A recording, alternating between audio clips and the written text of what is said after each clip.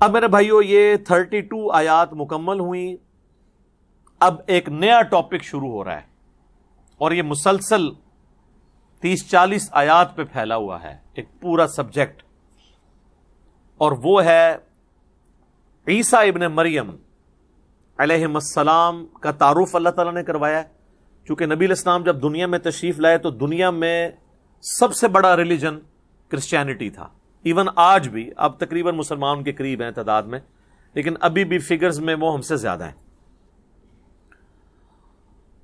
عیسیٰ علیہ السلام کا جب رفع سماوی ہوا, یعنی دنیا سے اللہ نے ان کو اٹھایا زندہ, اس وقت صرف 12 لوگ تھے جو ان پر ایمان لائے تھے. پھر وقت گزرتا گیا, ان کے اصحاب کی استقامت کی وجہ سے آہستہ آہستہ اللہ تعالیٰ نے اسلام کی دعوت کو پھیلایا. ظاہر ہے اس وقت تو اسلام ہی تھا وہ. اور پھر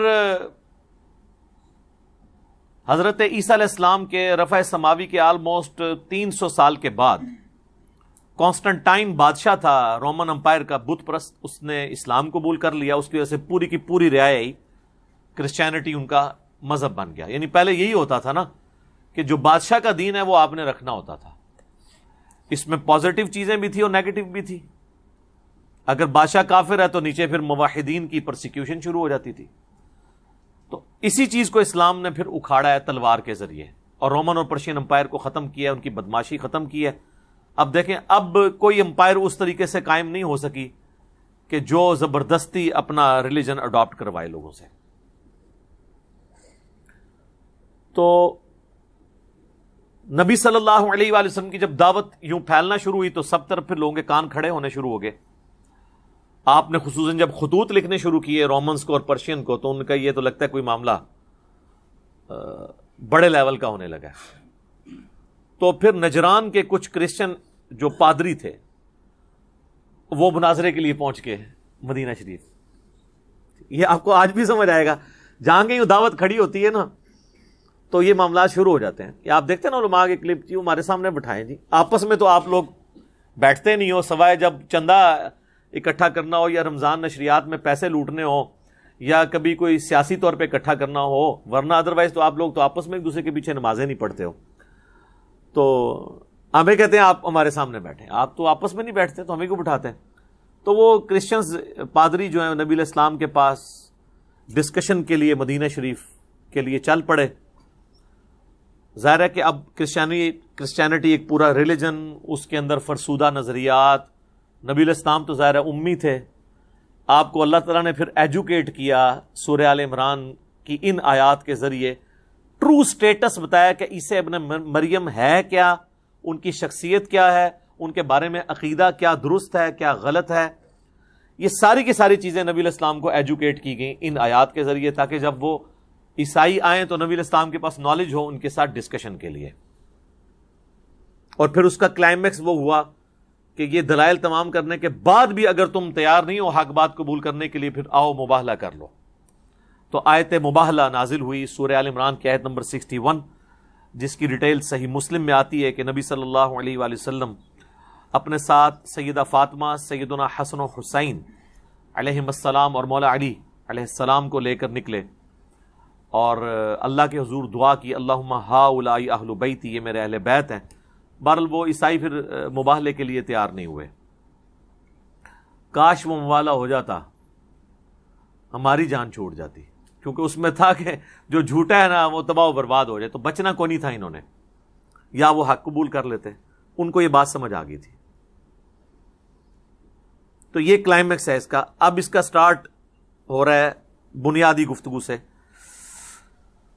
ان اللہ اصطفى آدم ونوحا وآل ابراہیم وآل عمران علی العالمین. بے شک اللہ تعالیٰ نے چن لیا آدم علیہ السلام کو, نوح علیہ السلام کو, ابراہیم علیہ السلام کو, ان کی اولاد کو, اور عمران کی آل کو, اولاد کو, سارے جہان والوں میں سے فضیلت دیتے ہوئے.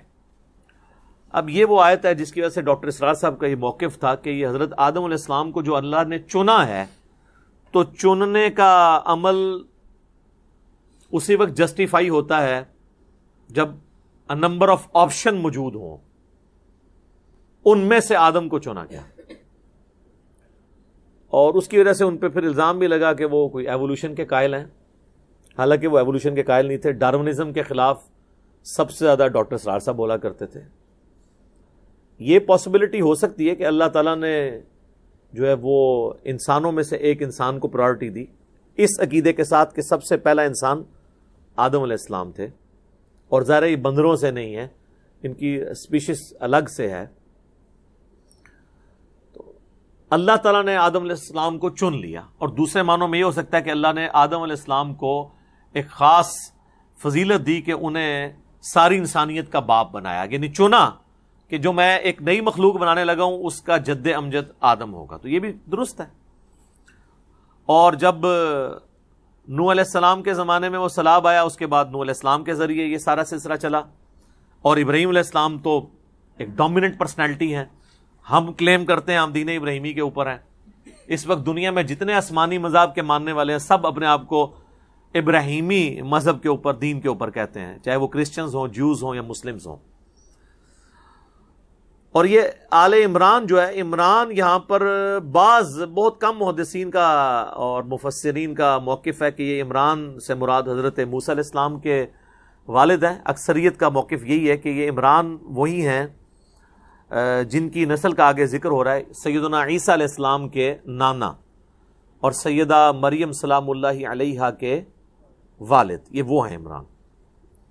تو آل عمران کو اللہ تعالیٰ نے چن لیا. ظاہر ہے کہ پھر ان کی اولاد کو اللہ نے چنا نا، سیدہ مریم کو فضیلت دی، پھر ان کے ساتھ معجزانہ معاملہ فرمایا، اور پھر ان کے عیسیٰ علیہ السلام کی ولادت ہوئی، اور پھر وہ پوری دنیا میں، آج دیکھ لیں دنیا میں حضرت عیسیٰ علیہ السلام وہ اتنی بڑی پرسنالٹی ہیں کہ اس وقت دنیا میں سب سے زیادہ جس پیغمبر کے ماننے والے ہیں وہ حضرت عیسیٰ علیہ السلام ہیں.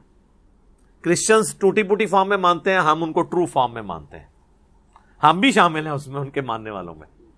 ٹھیک ہے.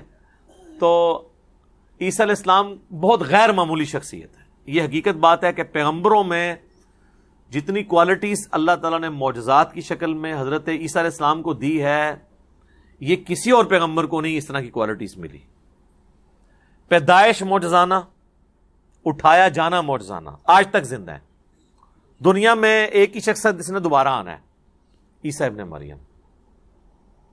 اور جو معجزات دیے وہ اتنے غیر معمولی ہیں، وہ اب یہاں پہ ذکر آئے گا تو ساتھ ساتھ ہم ڈسکس کریں گے.